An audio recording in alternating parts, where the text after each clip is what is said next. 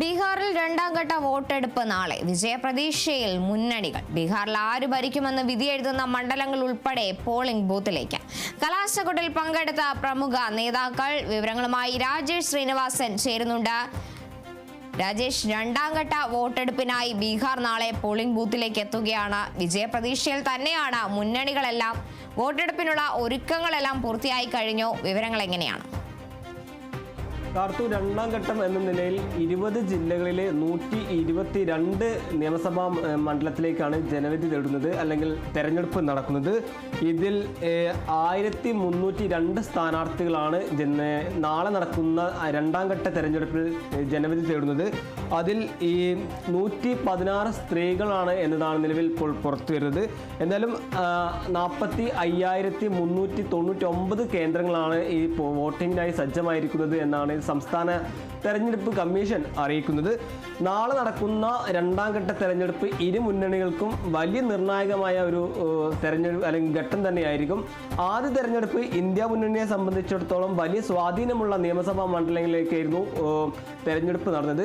എന്നാൽ രണ്ടാം ഘട്ട തെരഞ്ഞെടുപ്പിൽ NDA സഖ്യത്തിനെ അപേക്ഷിച്ചിടത്തോളം ഒരു ന്യൂനപക്ഷ സ്വാധീനമുള്ള മണ്ഡലങ്ങളും അതുപോലെ തന്നെ NDA സഖ്യത്തിന് വളരെ സ്വാധീനമുള്ള കിഴക്ക് പടിഞ്ഞാറ് മേഖലയിലുമാണ് രണ്ടാം ഘട്ട തെരഞ്ഞെടുപ്പ് നടക്കുന്നത് എന്നതാണ്.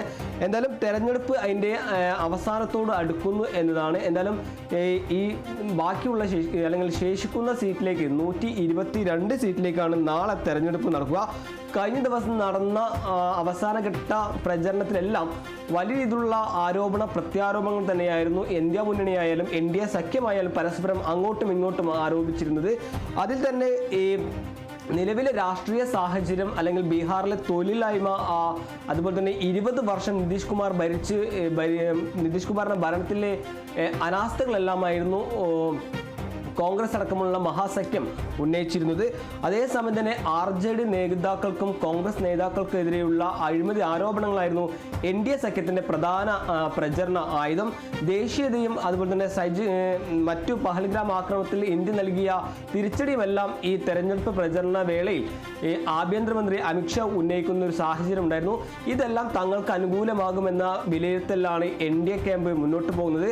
അതേസമയം തന്നെ ഹരിയാനയിലടക്കമുള്ള ഈ വോട്ട് ചോരി അല്ലെങ്കിൽ വോട്ട് മോഷണമാണ് കോൺഗ്രസ് നേതൃത്വം നൽകുന്ന മഹാസഖ്യം ഒരു വലിയ തെരഞ്ഞെടുപ്പ് ആയുധമായി ഉപയോഗിക്കുന്നത് എന്നതാണ് നിലവിൽ ഇപ്പോൾ പുറത്തു വരുന്ന ഒരു വിവരം. ഈ ആദ്യഘട്ട തെരഞ്ഞെടുപ്പ് നടക്കുന്ന വേളയിൽ ഹരിയാനയിൽ നിന്നും അതുപോലെ തന്നെ ഡൽഹി അടക്കമുള്ള സംസ്ഥാനങ്ങളിൽ നിന്നും ഈ ബീഹാറിലെത്തിയ പ്രത്യേക ട്രെയിനുകളെ കേന്ദ്രീകരിച്ച് ഒരു അന്വേഷണം വേണമെന്നും നിലവിൽ ഇപ്പോൾ കോൺഗ്രസ് അടക്കമുള്ള രാജ്യസഭ MP ആയിട്ടുള്ള കപിൽ സിബൽ അടക്കമുള്ള നേതാക്കൾ ഉന്നയിക്കുന്ന ഒരു സാഹചര്യം കൂടി നിലവിൽ ഇപ്പോൾ പുറത്തു വരുന്നു. എന്തായാലും രണ്ടാം ഘട്ട തെരഞ്ഞെടുപ്പിലേക്ക് കടക്കുമ്പോൾ ഇരു മുന്നണികളും വലിയ രീതിയിലുള്ള ഒരു ആത്മവിശ്വാസം പുറത്തു വെക്കുന്നു അല്ലെങ്കിൽ മുന്നോട്ട് വെക്കുന്നു എന്നതാണ്. ഒരു ഭരണം മാറ്റത്തിലെ സൂചനയാണ് ഈ ആദ്യഘട്ടത്തിലെ പോളിംഗ് ശതമാനത്തിൽ ഉണ്ടായ വർധനവ് എന്നാണ് ഈ മഹാസഖ്യത്തിന്റെ മുഖ്യമന്ത്രി സ്ഥാനാർത്ഥിയായിട്ടുള്ള തേജസ്വി യാദവ് പ്രതികരിച്ചത്.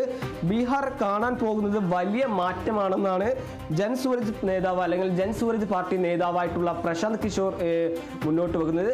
അതേസമയം തന്നെ നിലവിലെ രാഷ്ട്രീയ സാഹചര്യം ഞങ്ങൾക്ക് അനുകൂലമാകുന്നു അല്ലെങ്കിൽ തങ്ങൾക്കൊരു ഭരണ തുടർച്ച കിട്ടും, അതുപോലെ തന്നെ ഈ 160-ലധികം സീറ്റുകൾ നേടി വീണ്ടും അധികാരത്തിലെത്തും അല്ലെങ്കിൽ NDA സഖ്യം വീണ്ടും അധികാരത്തിലെത്തുമെന്നാണ് ഇന്നലെ നടന്ന പ്രചരണത്തിലെല്ലാം ഈ ആഭ്യന്തരമന്ത്രി അമിത്ഷാ അടക്കമുള്ള നേതാക്കൾ മുന്നോട്ട് വെക്കുന്ന ഒരു ആത്മവിശ്വാസം. എന്തായാലും രണ്ടാം ഘട്ട തെരഞ്ഞെടുപ്പിലേക്ക് കടക്കുമ്പോൾ ഒരു വർഗീയ രാഷ്ട്രീയത്തിലേക്ക് NDA സഖ്യം നീളുന്നു എന്നതാണ് കോൺഗ്രസ് ആരോപിക്കുന്ന പ്രധാനപ്പെട്ട മറ്റൊരു ആരോപണം. അങ്ങനെ ആരോപണ പ്രത്യാരോപണങ്ങൾ തന്നെയാണ് രണ്ടാം ഘട്ട തെരഞ്ഞെടുപ്പിലെ പ്രധാന രാഷ്ട്രീയ ആയുധമായിട്ടുള്ളത്. എന്നാലും ഈ വരുന്ന 14-ാം തീയതി അറിയാം നിലവിലെ സൗജന്യ വാഗ്ദാനങ്ങൾ അല്ലെങ്കിൽ പ്രകടന പത്രികയിലെ സൗജന്യ വാഗ്ദാനങ്ങളെല്ലാം ഈ ന്യൂനപക്ഷങ്ങളെ അല്ലെങ്കിൽ ബീഹാറിലെ ജനങ്ങളെ ഏതെല്ലാം രീതിയിൽ സ്വാധീനിച്ചു എന്നെല്ലാം ഈ 14-ാം തീയതി ആയിരിക്കും ഇതിന്റെ വോട്ടെണ്ണൽ. എന്നാലും എല്ലാ ബൂത്തുകളും സജ്ജമായിട്ടുണ്ട് എന്നാണ് സംസ്ഥാന തെരഞ്ഞെടുപ്പ് കമ്മീഷൻ അറിയിച്ചിട്ടുള്ളത്. 45,399 പോളിംഗ് സ്റ്റേഷനുകളാണ് രണ്ടാം ഘട്ട തെരഞ്ഞെടുപ്പിനായി സജ്ജമായിട്ടുള്ളത്. കാർത്തു. ശരി, ബീഹാറിൽ രണ്ടാം ഘട്ട തെരഞ്ഞെടുപ്പ് നാളെ നടക്കും. 122 മണ്ഡലങ്ങളാണ് പോളിംഗ് ബൂത്തിലേക്ക് എത്തുക. കലാശക്കൊട്ടിലടക്കം പ്രമുഖ നേതാക്കന്മാരടക്കം പങ്കെടുത്തു. രാജേഷ് ശ്രീനിവാസനാണ് വിവരങ്ങൾ നൽകിയത്.